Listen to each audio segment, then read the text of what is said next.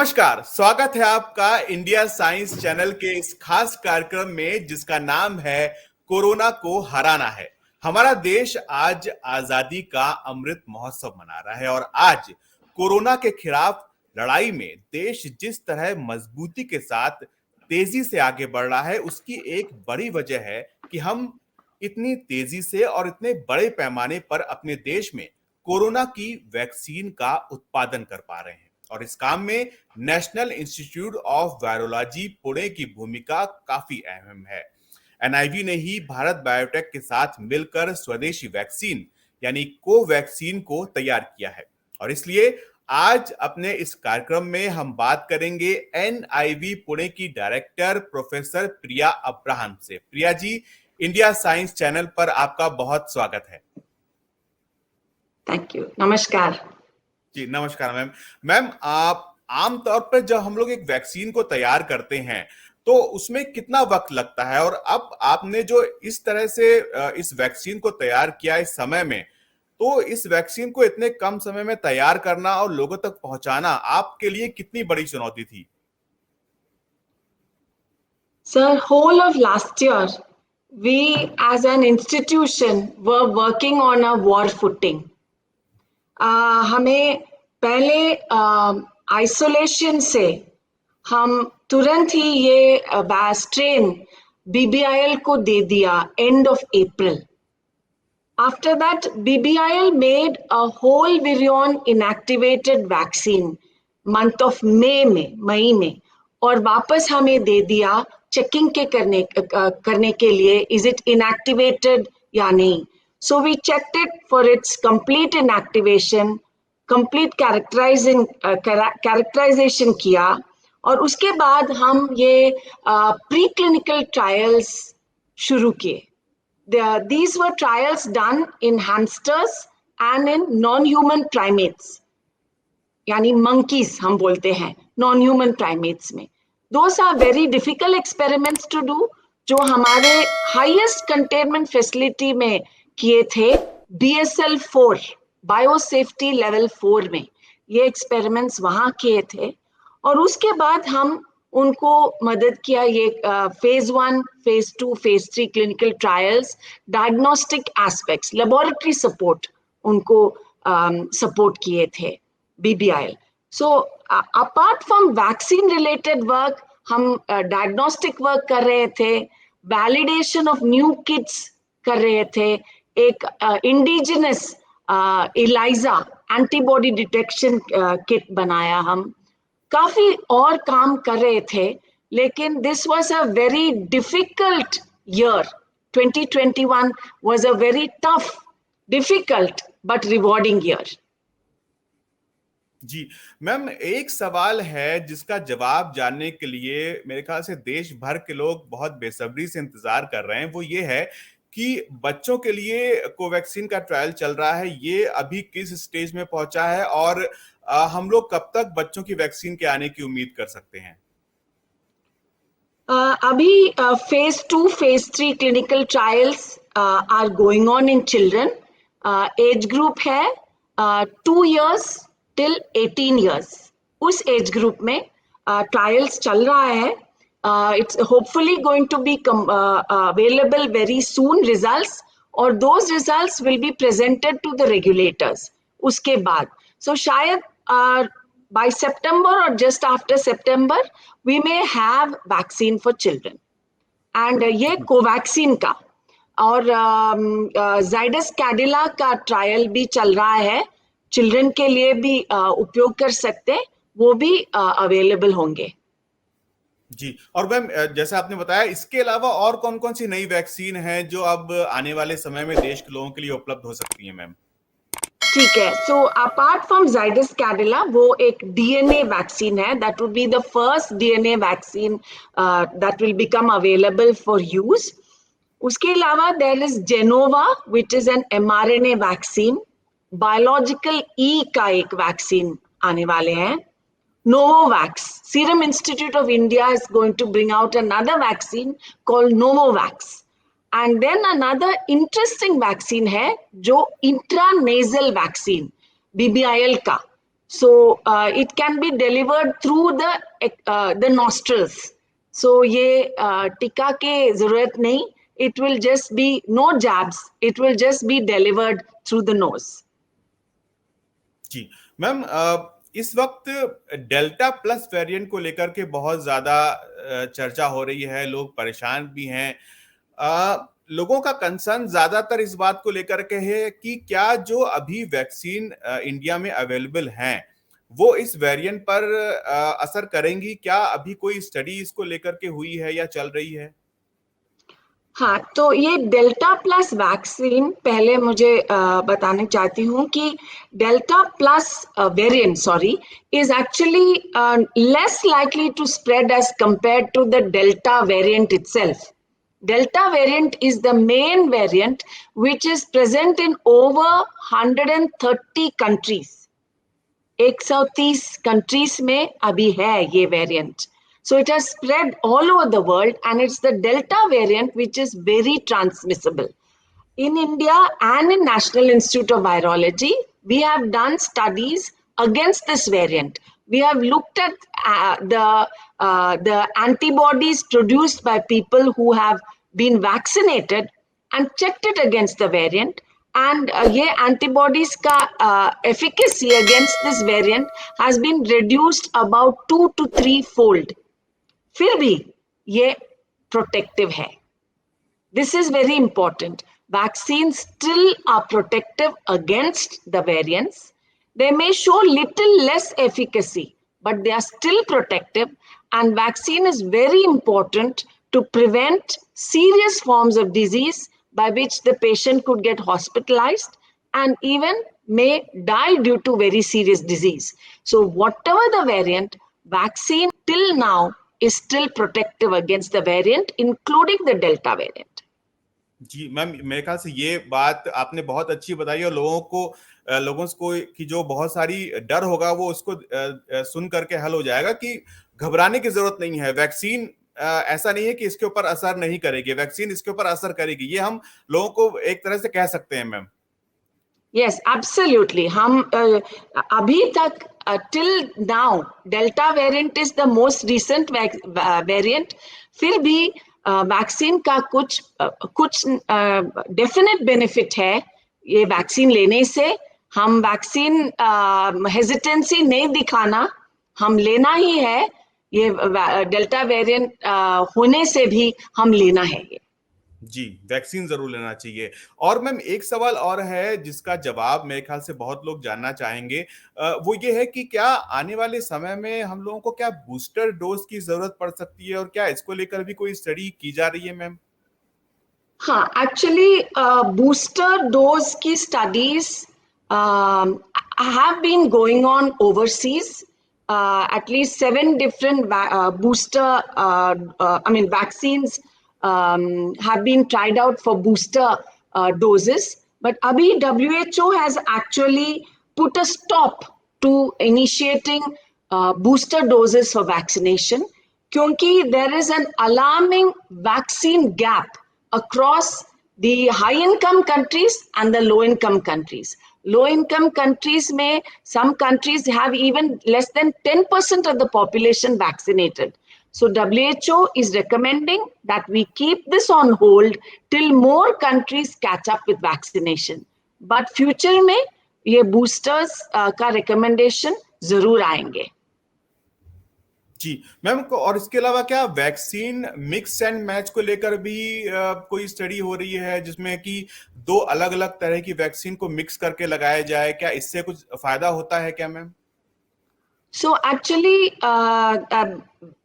there was a situation where inadvertently there was first dose was one vaccine, second dose was another vaccine. ये mix and match जो आप बोल रहे हैं.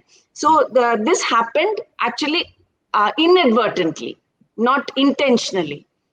So those samples we have tested here in National Institute of Virology, and we have found that the patients who received such vaccines were safe, no adverse effect हुआ था, और the immunogenicity या immune response was little better.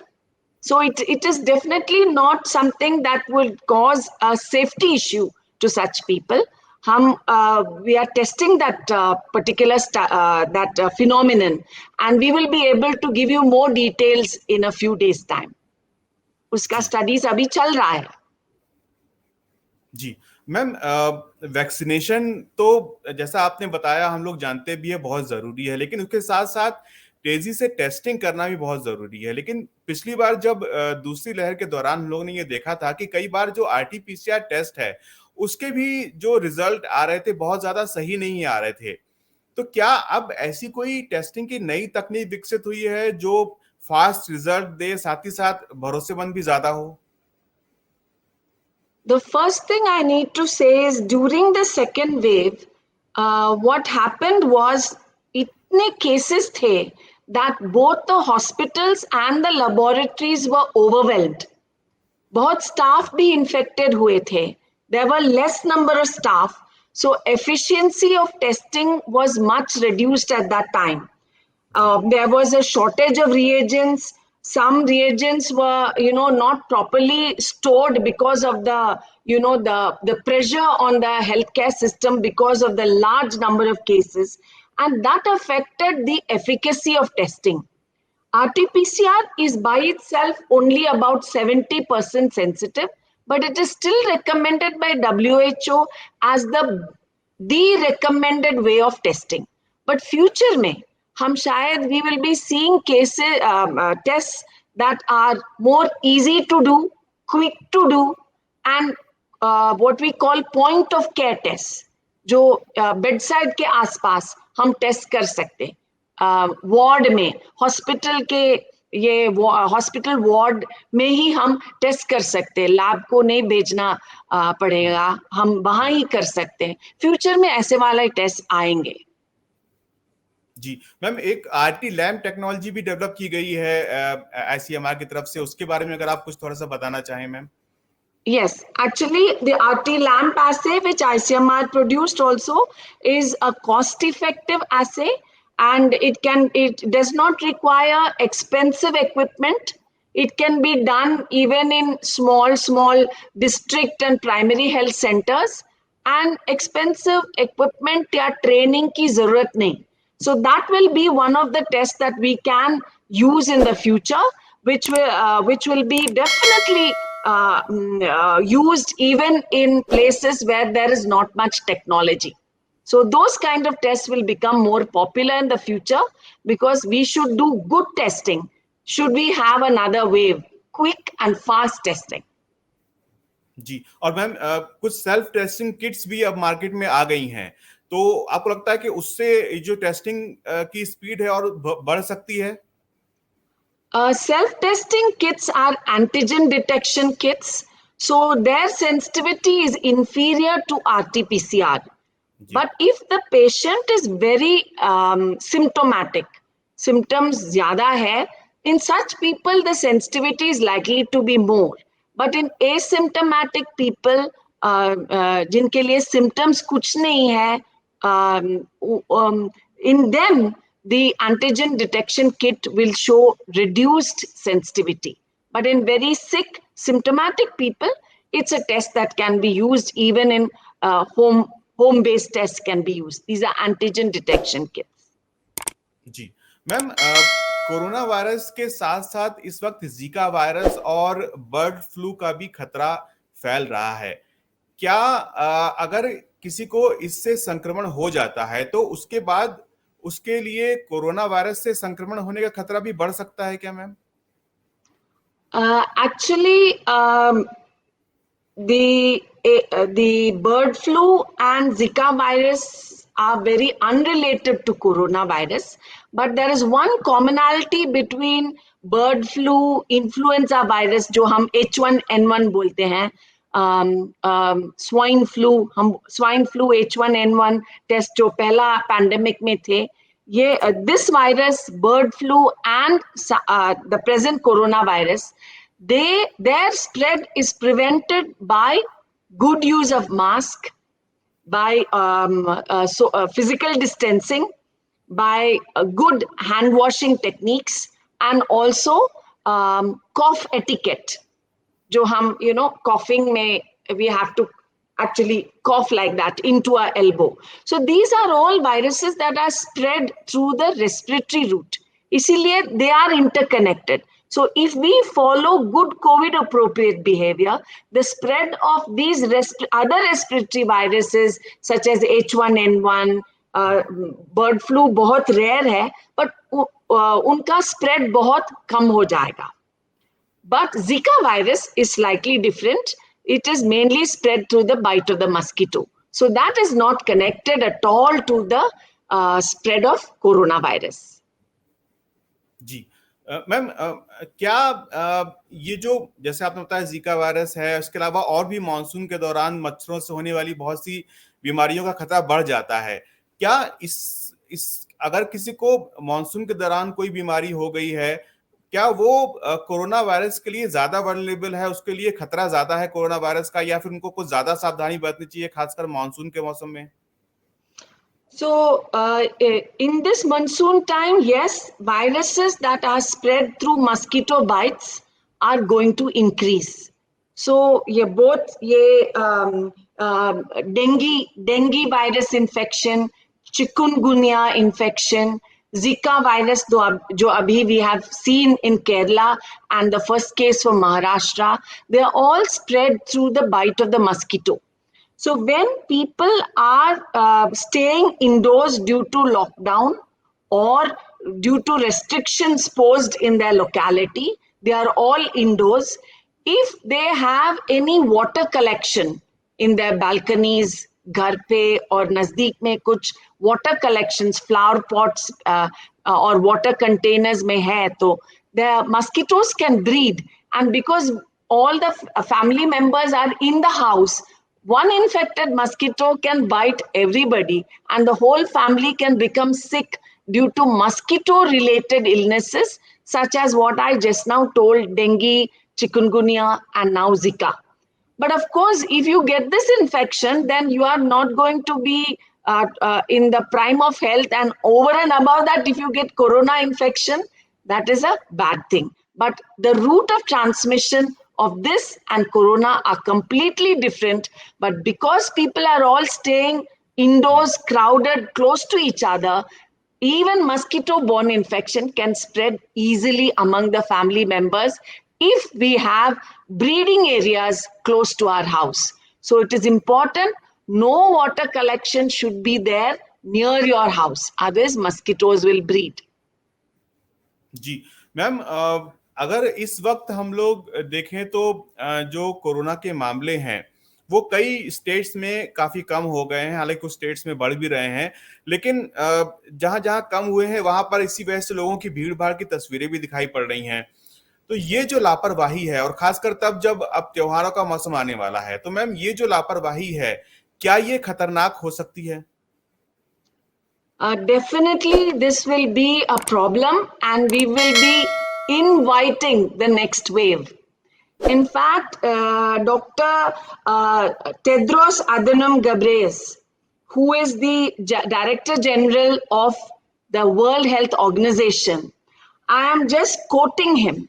He said, the pandemic will end when the world chooses to end it.